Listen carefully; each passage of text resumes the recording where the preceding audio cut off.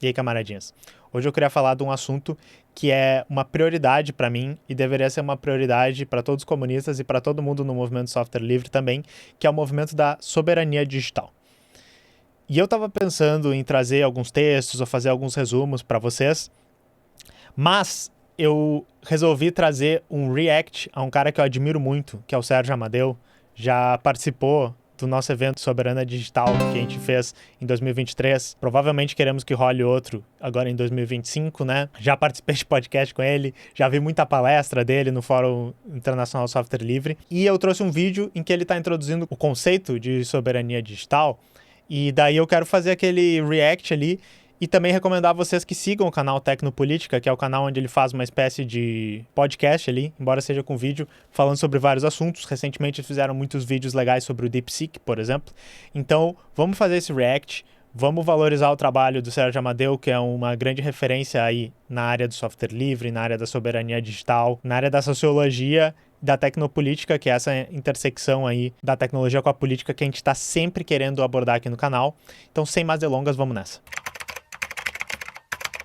Estamos de volta com mais um Tecnopolítica e dessa vez nós teremos um daqueles episódios bem curtos. Eu vou tratar nesses tempos da chamada transformação digital, do contact tracing para enfrentar a pandemia, do livre fluxo de dados. Olha, qual o tema do nosso Tecnopolítica, se não a soberania digital e também a soberania de dados. Bom, o que vem a ser esses conceitos e por que eles estão cada vez mais sendo utilizados? Essa é a questão. Eu vou começar lembrando vocês de uma pessoa muito importante no debate da internet, na construção do imaginário sobre a internet, que é o John Perry Barlow. Ele foi letrista do Grateful Dead e o John Perry Barlow, ele tem a Declaração de Independência do Ciberespaço, né? E essa Declaração de Independência do Ciberespaço, ele dizia que o ciberespaço, que é esse espaço virtual que se realiza a partir e na internet, ele seria completamente desconectado do mundo físico. E ele faz uma declaração contundente, né, dizendo que os estados deveriam deixar de importunar a internet. Bom, só lembrando uma coisa, tanto essa declaração quanto um texto que se chamou Vida Digital, do Nicolas Negroponte, me instigou a fazer a minha pesquisa de mestrado, ainda no final do século XX, faz tempo, né? E a minha pesquisa chamava Poder no Ciberespaço, onde eu queria entender se esses discursos eles ficavam de pé do ponto de vista empírico, né? E vai dizer, gente, que legal, porque olha só, obviamente essa discussão não é nova. Essa discussão de tipo assim, a internet é de verdade? Qual é a interação da internet, o ciberespaço que eles estão falando, com o mundo real? Tanto que, pô, ele tá dizendo, ele já quis pesquisar isso e entender se isso fazia sentido há muito, muito, muito tempo atrás. E até hoje nós escutamos papo de pessoas que separam como se a internet fosse um lugar separado da realidade, como se as leis da internet não fossem determinadas pelas leis do que está fora, entendeu? E eu acho que é muito interessante a gente entender essa relação e a gente sair desse pensamento idealista que a gente tem sobre a internet para a gente conseguir desenvolver uma teoria de soberania digital, uma teoria do que a gente deveria esperar da internet, de como a internet deveria ser nesse nosso mundo moderno, levando em consideração os desafios que a gente tem para hoje, né, que são bem diferentes do que da época que o Magrão estava aí falando. Era um momento bastante utópico, né, e ele estava vindo também de uma realidade da Califórnia, lá nos Estados Unidos. E eu cheguei à conclusão que não dá para ter uma internet desconectada da sua infraestrutura física, né? Mas, enfim, voltemos ao John Perry Barlow. O John Perry Barlow, portanto, ele trabalha muito o termo ciberespaço e ele era um libertário. Ele teve várias vezes no Brasil. Que coincidência que o cara tem essa ideologia, né? Ele era uma pessoa ligada ao Partido Republicano, ele tinha aquelas ideias dos libertários americanos, da extrema-direita americana, que depois se descambou aí para isso que a gente viu, para esse apoio ao Trump. Mas o John Perry Barlow, ele era um cara muito decente do ponto de vista dos direitos da internet, e ele ajudou a criar a Electronic Frontier Foundation, a EFF, que é uma das entidades mais sérias na defesa dos direitos e garantias individuais e coletivas na internet. Mas, enfim, por que eu começo falando de John Perry Barlow? Porque ele criou toda uma onda, ele foi muito importante para criar esse mito de que a internet estava livre das soberanias dos países, né? E o conceito de soberania, na verdade, ele é um conceito bem antigo, né? Ele foi primeiramente trabalhado aí pelo Jean Bodin, né? Que cunhou essa ideia de que soberania era essa possibilidade de os governos fazerem a sua política, né? Terem autonomia dentro do seu território, né? E o Jean Bodin, ele tinha uma visão aí da soberania ligada ao território, e ele tinha uma visão também dessa soberania que naquele período onde ele escreve, século XVI, né, ele está falando de uma soberania muito ligada ao absolutismo, né? Mas nós vamos ver que essa ideia de soberania vai ser logo com o avanço das ideias liberais e também do iluminismo, você vai ver lá que surge o Jean-Jacques Rousseau, que vai falar que a soberania, ela, na verdade, tinha que ser do povo, a soberania tinha que ser popular, né? E a ideia era que o poder maior poderia ser exercido pelo governo, mas ele precisava ser, na verdade, o poder que emanasse do povo, né?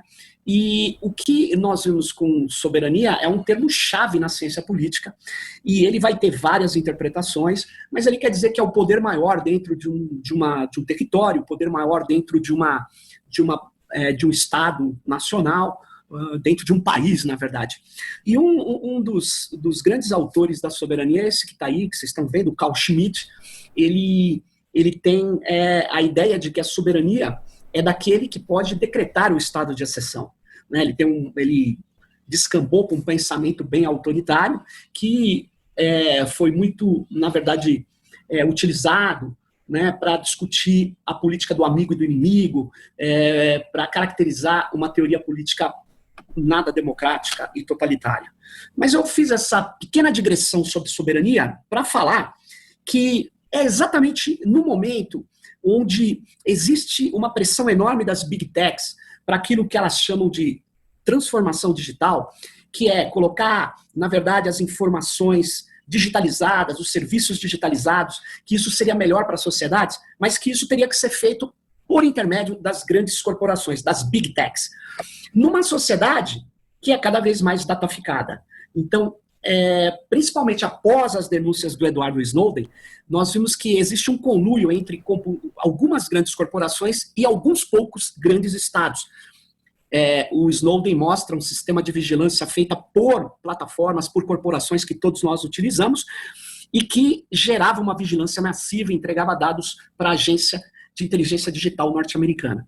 E até eu queria pontuar aqui, provavelmente o Sérgio Amadeu vai falar um pouquinho disso um pouquinho mais para frente, mas eu acho que tem uma outra preocupação que a gente deveria ter como movimento político com essa questão que ele disse da transformação digital, que é uma pressão para que a gente digitalize nossos dados, digitalize nossas economias e, né, faça isso por meio de parceria com as empresas, que, coincidência, são as empresas que estão principalmente nos Estados Unidos e um pouquinho na Europa, né? Que é basicamente assim, recomendação para vocês. Outro texto do Sérgio Amadeu, que a gente fez um react há muito, muito tempo aqui no canal, que é um texto que é a introdução do livro Colonialismo Digital, do Walter Lippold e do Davidson Faustino. Tô sempre citando esse livro aqui. Esse conceito do colonialismo digital e aquele texto lá do Sérgio Amadeu que a gente está lendo, se fala muito sobre essa pressão que existe para a modernização dos processos, para a adoção de métodos mais eficientes, de métodos modernos, de métodos padrões da indústria, que basicamente tem a ver com a adoção de plataformas lá dos Estados Unidos, maior digitalização de tudo, e acaba sendo uma maneira para os países que não desenvolveram ainda as tecnologias, mas têm a necessidade, né, de acessar esses serviços e de, sei lá, modernizar os seus serviços computacionais, ficarem dependentes tecnologicamente dos Estados Unidos. por exemplo. Então isso às vezes se expressa naquela questão de uma parceria público-privada com uma empresa que vai nos ceder um serviço de análise baseado em IA que vai olhar nossos dados. Por que uma empresa iria ceder isso? Óbvio, porque agora ela na realidade abriu um mercado para ela dentro de um país, tem acesso a esses dados, e se ela retirar o serviço, provavelmente o país vai ficar na mão porque ele não conseguiu desenvolver essa tecnologia.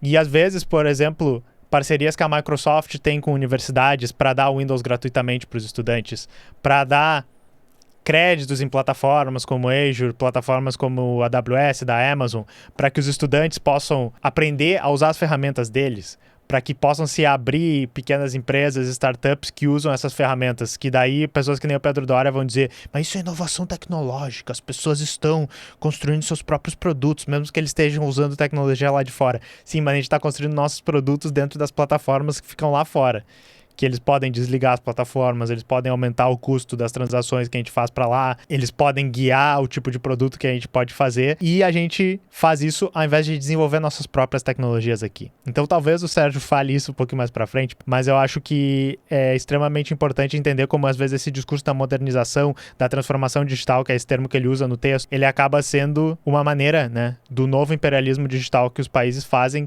que é de se colocar como uma maneira de abrir novos mercados para as empresas que já estão desenvolvidas de tecnologia a explorarem nos outros países, e de quebra não deixar os países que não desenvolveram a tecnologia desenvolverem suas próprias tecnologias.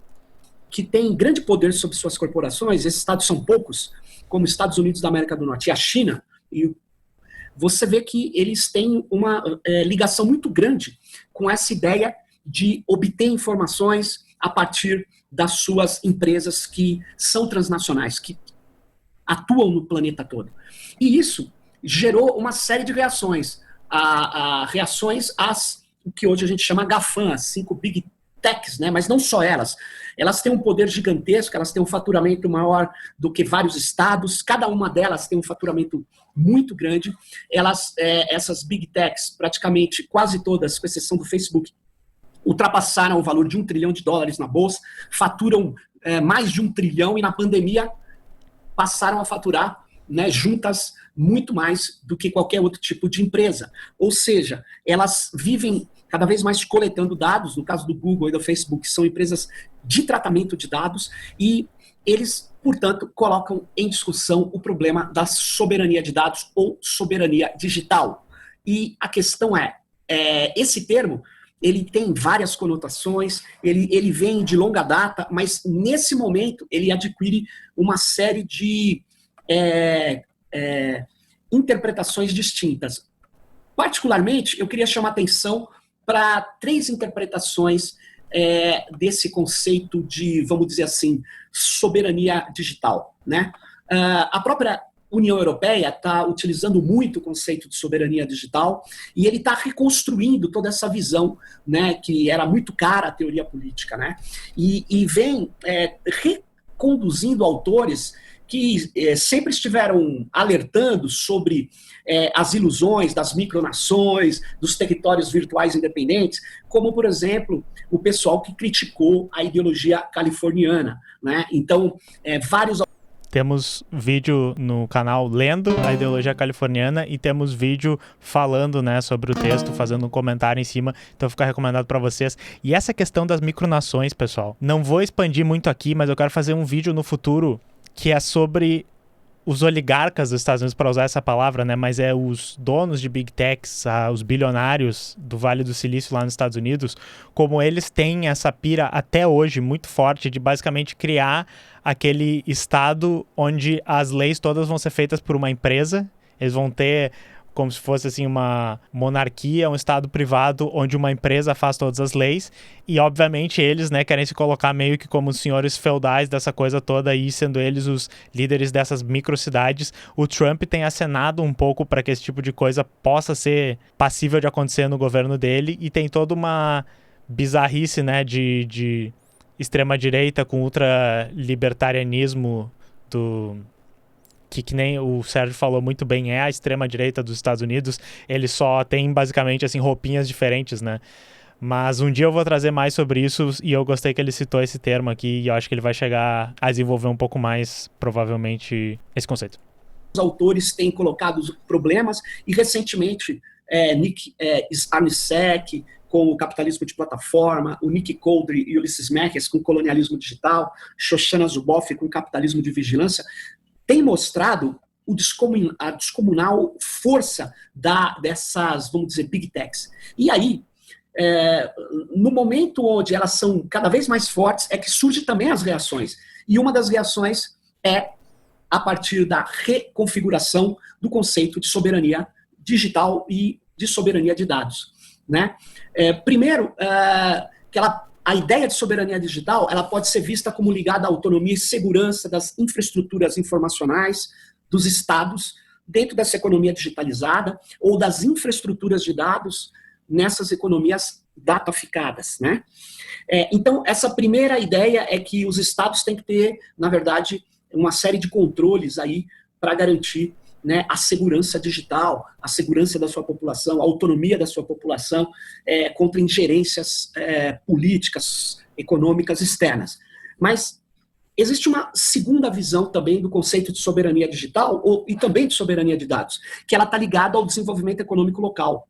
Né? Por exemplo, quando você tem empresas que vêm no seu país, retiram todos os dados e processam no seu país de origem ou no seu país matriz, né? E que nesse país matriz ele extrai o valor, ele deixa de ter valor no lugar onde tinha extração e o valor passa a ser concentrado nas corporações e nos países onde elas sediam. Então, isso foi o que eu tinha me adiantado, tá? Então ele falou sobre esse aspecto econômico, né? Que é como se fosse assim a mesma coisa que a gente exportar laranja e café in natura para virar produtos lá fora e depois a gente comprar produtos industrializados. Seria a mesma coisa isso com os dados, assim, ou enfim, com os nossos processos aqui. A gente abre mercados aqui dentro em que precisam usar a tecnologia e a gente usa a tecnologia lá de fora. Então a gente faz essa transmissão lá, que é um risco de segurança nacional, tu pode pensar, é um risco para as nossas empresas aqui, de espionagem industrial, mas também é um deslocamento do valor que poderia ser gerado aqui e ele é gerado lá fora. Então, isso estaria tolhendo o desenvolvimento econômico local, nacional, estaria dificultando a extração de valor e, na verdade, o desenvolvimento tecnológico dessas regiões. Então, existe essa segunda recuperação da ideia de soberania, que é menos ligada à segurança política, à segurança geopolítica, geoestratégica, e mais ligada ao desenvolvimento econômico.